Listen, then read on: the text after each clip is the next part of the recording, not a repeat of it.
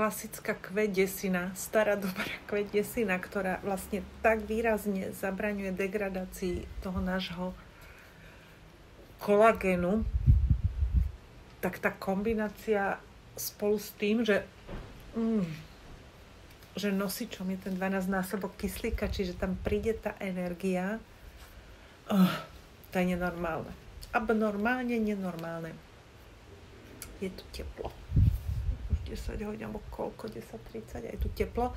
Ja kým som sa vybalovala si ešte moje hodvábne masky, bonetky a pyžamka, tak som samozrejme troška predĺžila, bola som asi 35 minút s tým enzymakom, ale potom som si ho umyla, dala som klasika sprej, postriekala, ten teraz už horúčave 2-3 krát za deň, treba mať jeden pri sebe a celonočnú masku a dobrú nocinku.